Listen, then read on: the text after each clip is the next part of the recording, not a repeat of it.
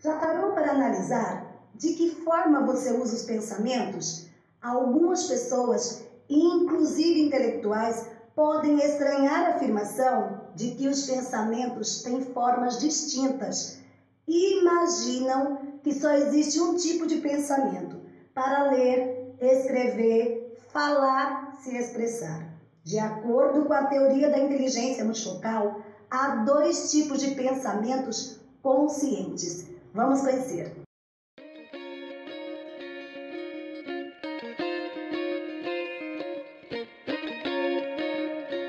Olá, seja bem-vindo e bem-vinda aqui no canal Liderar com Coaching. Que prazer! Já estamos no 3º vídeo da série Gestão da Emoção. E eu acredito que esta série está contribuindo para que você conheça melhor os bastidores da sua mente e, com isso, se torne um excelente gestor dos seus pensamentos. Se há uma área do conhecimento que pode mudar o modo como interpretamos a existência e enxergamos a nós mesmos, é o processo de construção de pensamentos. Estudá-lo é fundamental para entendermos outro processo, o processo de formação de pensadores. Um pensador que pensa como pensa entenderá que as diferenças nos alicerces da mente entre ricos e miseráveis, religiosos e ateus, intelectuais e alunos são mínimas. Há 2 tipos de pensamentos conscientes: dialético, que também é conhecido como lógico e linear, e o antidialético, que também é conhecido como pensamento imaginário. O pensamento dialético copia o símbolo da língua. Veja bem, falamos em português, outros falam em inglês, outros em mandarim. Nós copiamos os símbolos da língua para expressar ideias, debater e escrever. O pensamento antidialético ou imaginário, diferentemente do dialético, surge espontaneamente na mente, sem a necessidade da intervenção educacional. A educação, entretanto, pode enriquecê-lo ou contraí-lo. E, infelizmente, normalmente o contrário. O pensamento dialético e o antidialético são 2 formas de pensamentos conscientes. Cada um deles tem múltiplas subformas. Eles representam a matéria-prima primordial das mais variadas classes de raciocínio, das simples às complexas, das dedutivas às indutivas, das lógicas às abstratas. Os pensamentos dialéticos e antidialéticos são os tijolos do conhecimento.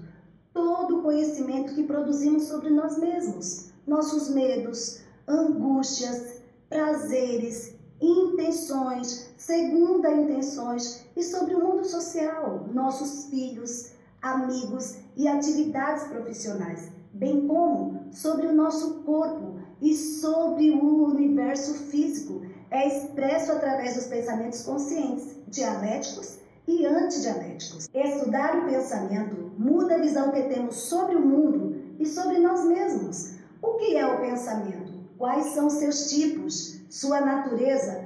Por exemplo, quando os alunos entram na escola, as escolas promovem a educação com o melhor de todos os pensamentos ou com o pior de todos os pensamentos? Se você for analisar profundamente, vai perceber que as escolas intoxicam os alunos com o pensamento dialético, que copia os símbolos da língua, que é o pensamento lógico, linear, é o mais pobre de todos os pensamentos. Porque o mais rico e que não foi estudado é o pensamento antidialético, o pensamento imaginário.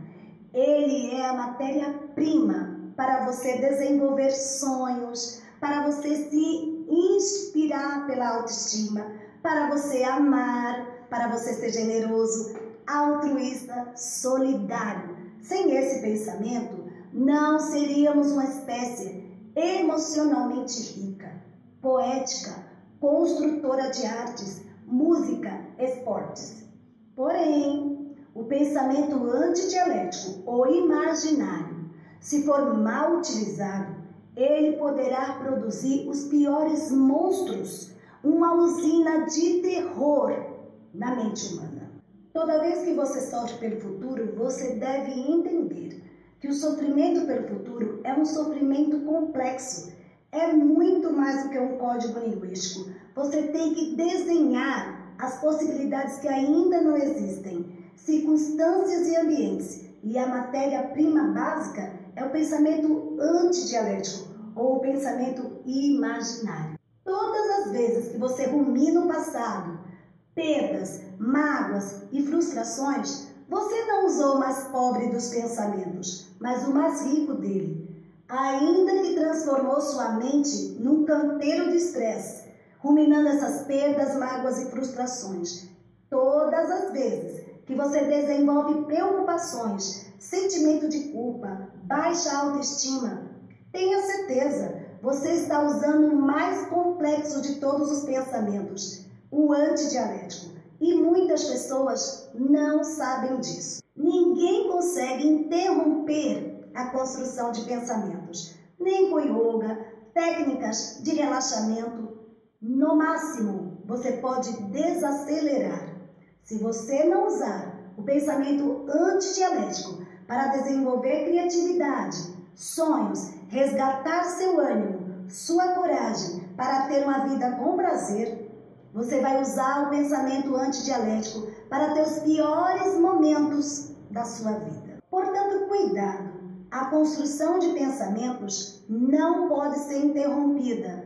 Ou a usamos de maneira inteligente, criativa, produtiva, ou ela vai transformar a nossa mente em um cárcere, ou com múltiplos cárceres, ou vai nos transformar em uma casa assombrada. A arte de pensar é a manifestação mais sublime da inteligência. Todos pensamos, mas nem todos desenvolvemos qualitativamente a arte de pensar. Por isso, frequentemente, não expandimos as funções mais importantes da inteligência, tais como aprender a se interiorizar, a destilar sabedoria diante das dores, a trabalhar as perdas e frustrações com dignidade, a agregar ideias, a pensar com liberdade e consciência crítica, a romper as ditaduras intelectuais, a gerenciar com maturidade os pensamentos e emoções nos focos de tensão, a expandir a contemplação do belo, a se doar sem a contrapartida do retorno, a se colocar no lugar do outro, considerar suas dores e necessidades psicossociais. Muitos homens, ao longo da história, brilharam em suas inteligências e desenvolveram algumas áreas importantes do pensamento. Sócrates foi um questionador do mundo. Platão foi um investigador das relações sociopolíticas. Hipócrates foi o pai da medicina.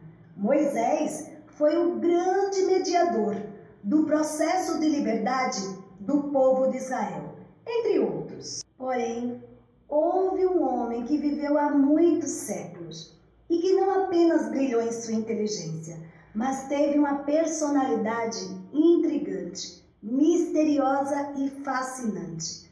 A vida de Jesus Cristo sempre foi árida, sem nenhum privilégio econômico e social.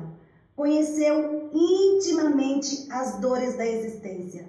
Contudo, ao invés de se preocupar com suas próprias dores e querer que o mundo gravitasse em torno das suas necessidades, ele se preocupava com as dores e necessidades alheias. O sistema político e religioso não foi tolerante com ele, mas ele foi tolerante e dócil com todos, mesmo com os seus mais ardentes opositores.